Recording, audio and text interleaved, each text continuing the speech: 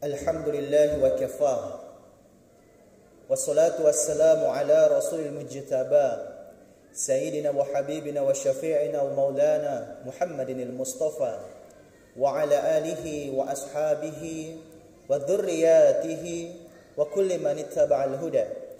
Ashhadu an la ilaha illallah wahdahu la syarika lah wa ashhadu anna Muhammadan abduhu wa rasuluhu la nabiyya wa la rasula ba'da. قال الله تعالى في كتابه الكريم أعوذ بالله من الشيطان الرجيم يا أيها الذين آمنوا اتقوا الله حق تقاته ولا تموتن إلا وأنتم مسلمون ثم قال إن الذين قالوا ربنا الله ثم استقاموا تتنزل عليهم الملائكة ألا تخافوا wala tahzanu wa abshiru bil jannatil kuntum tu'adun. Sadaqallahul azim. Ma'asyiral muslimin, sidang jamaah Jumat yang dimuliakan oleh Allah Subhanahu wa taala. Di hari yang mulia, di tempat yang mulia, lalu dikumpulkan bersama orang-orang yang mulia. Sebuah nikmat tersendiri, karunia tersendiri yang Allah berikan kepada kita.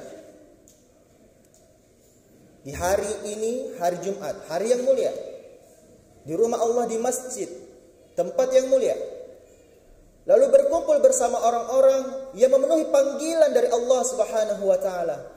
Orang-orang ini adalah orang-orang yang mulia. Maka nikmat ini patut untuk kita syukuri setiap saat kita mendapatkannya, dan kita mensyukuri apapun yang Allah telah berikan kepada kita. Niscaya dan pasti kita akan bahagia. Hati kita akan jadi tenang. Tentulah kita akan mendapatkan keselamatan. Belum lagi kita mensyukuri satu nikmat yang begitu besar yang Allah berikan kepada seluruh manusia. Kalau Allah berikan kita nikmat nafas, oksigen, itu nikmat terkecil. Namun tahukah kita bahwa nikmat terbesar, sebagaimana Imam Syafi'i ketika ditanya oleh muridnya, bahwa nikmat terbesar yang Allah berikan kepada hamba Allah Subhanahu wa taala, yakni diturunkannya Nabi Muhammad sallallahu alaihi wasallam. Maka sungguh pantaslah kita untuk senantiasa mendoakan, mengirimkan salawat dan salam kepada junjungan Nabi kita Muhammad sallallahu alaihi wasallam. Allahumma salli wa sallim ala Muhammad. Ma'asyiral muslimin, sidang jamaah Jumat yang dimuliakan oleh Allah Subhanahu wa taala. Kita senang sekali mendapatkan kabar gembira, dan pasti sedih sekali ketika mendapatkan kabar duka. Dan kita senantiasa mendapatkan diri kita sebuah kejadian demi kejadian di mana kita sering galau, sering baper, ataupun kita biasa sedih ketika kita tidak mendapatkan apa yang kita inginkan. Padahal kita sebagai muslim itu punya prinsip dalam hidup. Kita sebagai muslim itu punya mindset tersendiri yang tentu berbeda dengan kaum-kaum lainnya. Jadi segala sesuatu yang telah terjadi maupun yang akan terjadi atau belum terjadi, kita sudah harus memiliki prinsip yang dimana Allah Subhanahu wa taala memberikan kabar gembira kepada kita. Jadi yang namanya kita sedih dan sebagainya itu bisa kita tangkis. Itu kita sudah bisa setting di pikiran kita dan di hati kita. Sebagaimana di muqaddimah, khatib telah menyampaikan sebuah ayat dalam surat Fusilat. Ayat ke-30. Allah Subhanahu wa taala memberikan ciri-ciri orang-orang yang beriman itu. Dan ini sebuah kabar gembira buat kita semua. Apa bunyinya? Innal ladzina qalu, sesungguhnya orang-orang yang mengatakan Rabbunallah, Tuhanku adalah Allah. Tsumma istaqamu, lalu dia berpegang teguh dengan ucapan itu, dengan keyakinan itu, dengan pendiriannya itu. Tsumma istaqamu, dia istiqomah. Maka apa janji Allah? Tadazzalu alaihil malaikatu alla takhafu. Maka malaikat-malaikat akan turun kepada hamba-hamba Allah yang mengucapkan Rabbunallah tsumma istaqamu. Apa yang telah disampaikan oleh malaikat, apa yang disampaikan oleh malaikat kepada kita, alla takhafu.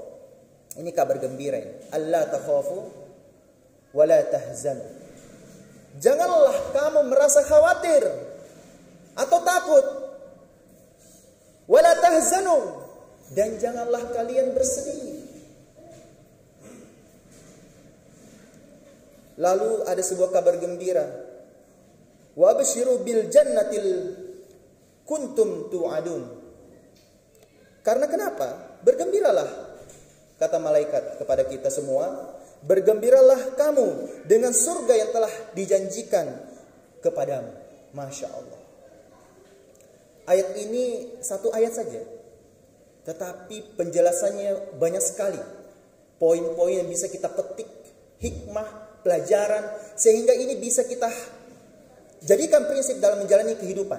Mau itu dalam berbisnis, mau itu dalam berkarir, mau dalam berumah tangga, mau dalam berorganisasi, apapun itu.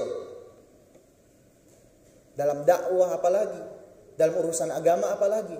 Maka wa absyirul bil jannah. Kabar gembira buat kita adalah jannah, surga.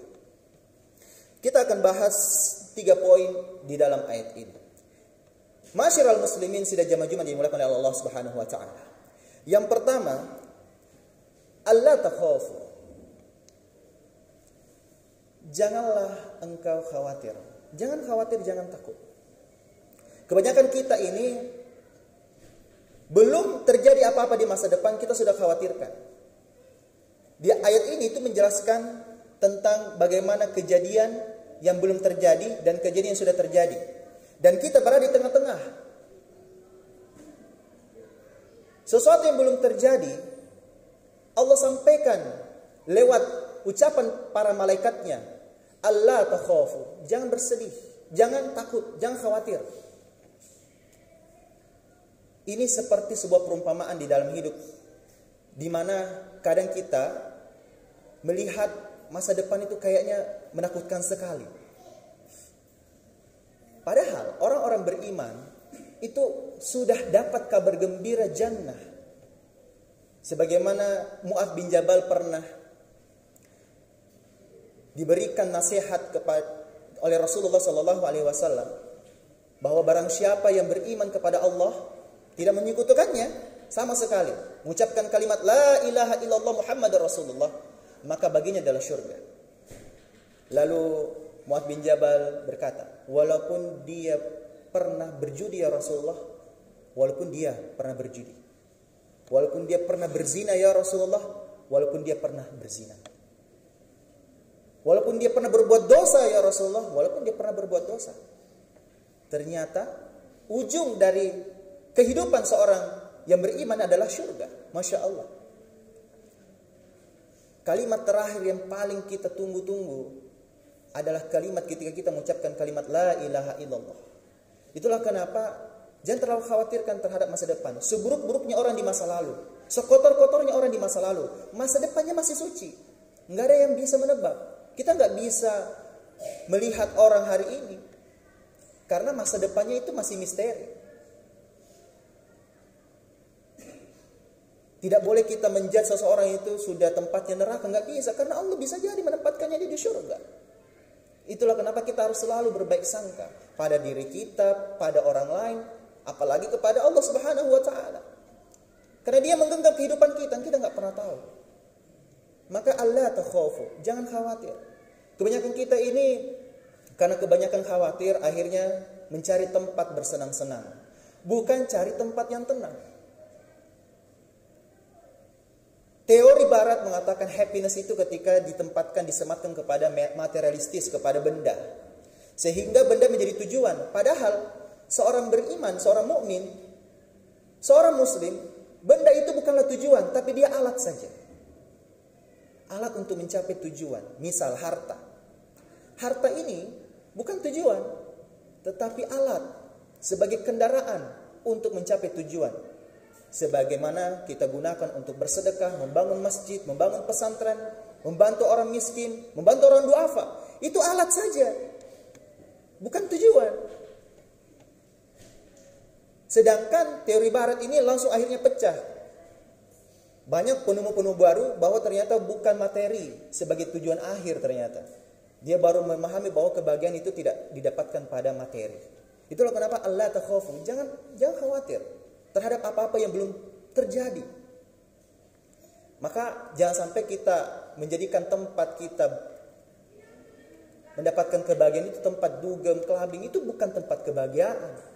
Itu tempat bersenang-senang, tapi bukan tempat untuk jadi tenang. Setelah keluar dari tempat itu, kacau lagi pikiran, hampa lagi tuh hati.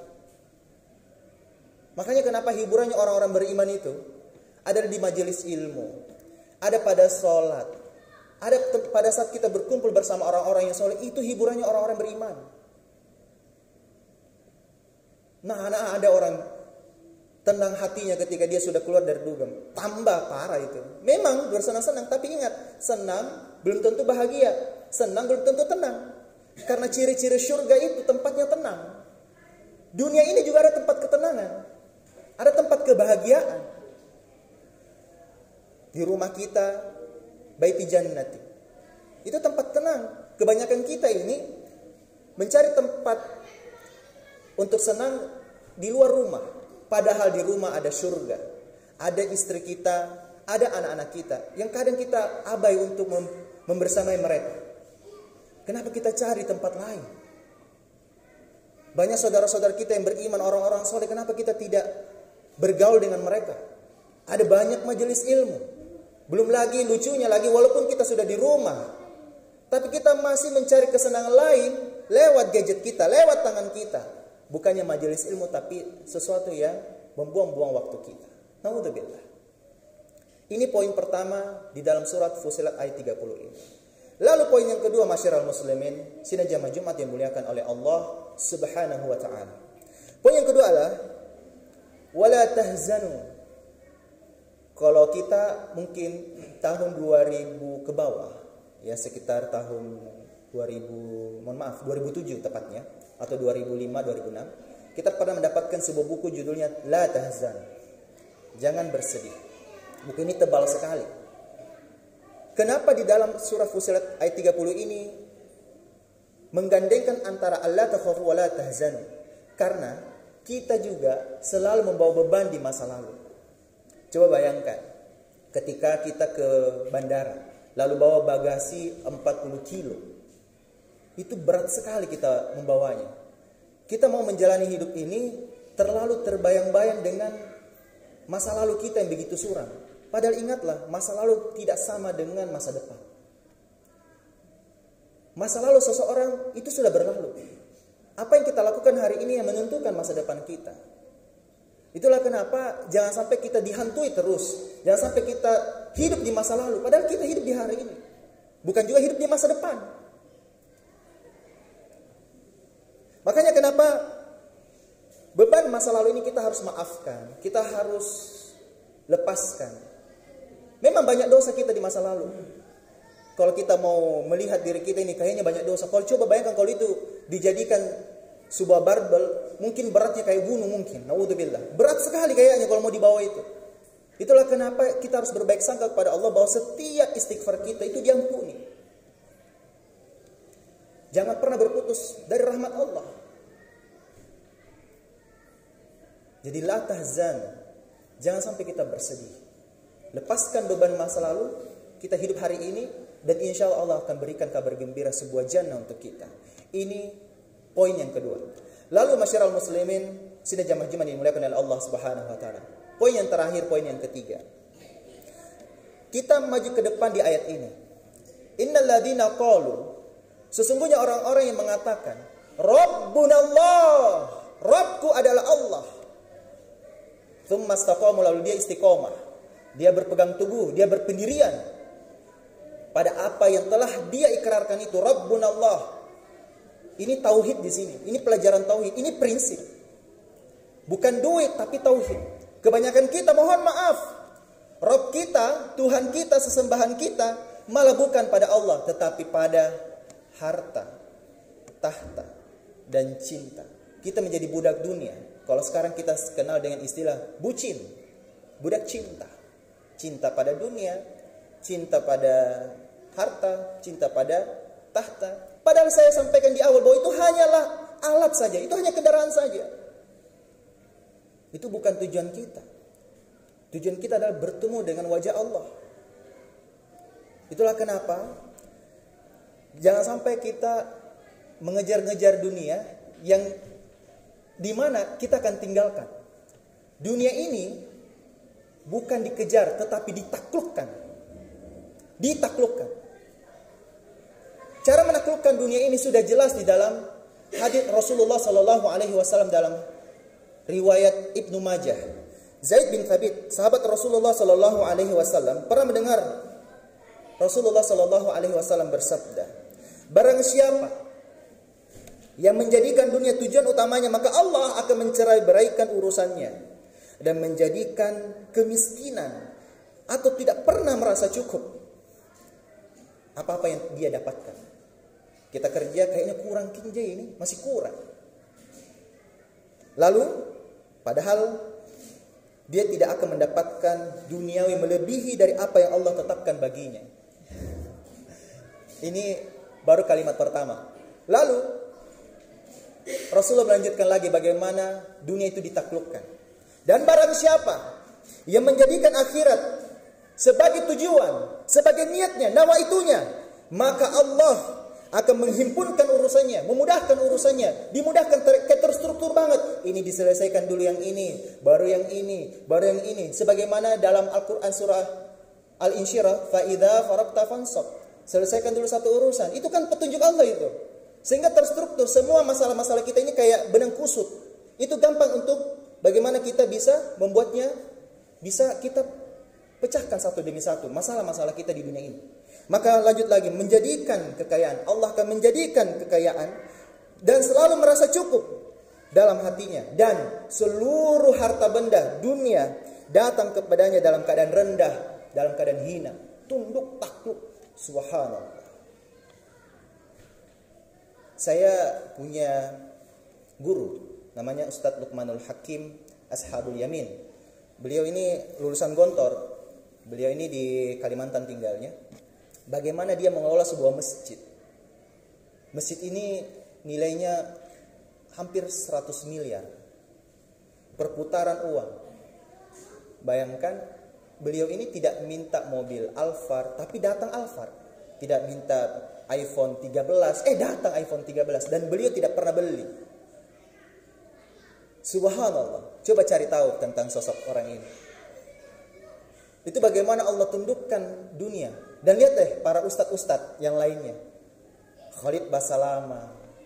Ya, coba lihat ternyata beliau itu punya perusahaan yang besar sekali, punya perusahaan travel, punya usaha lain-lainnya. Ternyata itu takluk, Pak. Kita mungkin cuma melihat beliau ini ceramah terus. Karena memang muslim itu, mukmin itu cuma dua tugasnya di dunia. Dakwah dan dagang. Dakwahkan daganganmu, tapi jangan dagangkan dakwahmu. Allah tundukkan.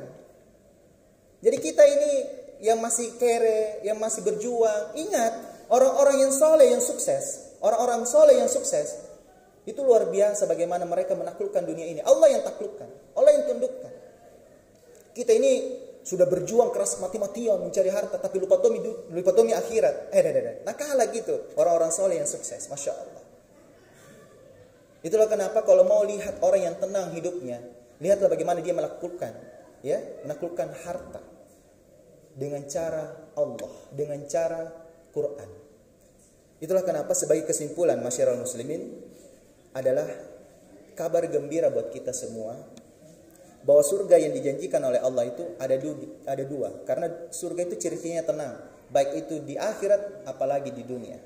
Baiti jannati, bagaimana kehidupan di rumah kita menjadi tenang, anak-anak kita semuanya menjadi anak yang berbakti kepada kita, masya Allah. Istri kita menjadi istri yang soleha. Ini kan tenang, ini surga ini. Baiti jannati, Rasulullah bilang begitu. Hadisnya sahih, Bukhari Muslim. Jadi kalau kita cari surga di luar rumah kan lucu. Di tempat maksiat, itu bukan tempat ketenangan, itu tempat dosa, naudzubillah. Maka ciri-cirinya adalah Rabbunallah tsumma istaqam. Kita mengikrarkan bahwa Rabbku adalah Allah, lalu kita istiqomah. Apa itu istiqomah? Istiqomah itu teguh pendiriannya. Dan memang istiqomah ini berat, tidak ringan. Kalau yang ringan itu istirahat. Jadi perlu kita latih caranya bagaimana berkumpul dengan orang-orang soleh, rajin ke majelis ilmu dan selalu berprasangka baik. Semoga ini menjadi bekal hidup kita sehingga kita bisa bawa di akhirat kelak. Barakallahu lakum fil Qur'anil Karim. Wa nafa'ni wa iyyakum fihi minal ayati wa dzikril hakim wa taqabbal minna wa minkum tilawatahu innahu wal ghafurur rahim.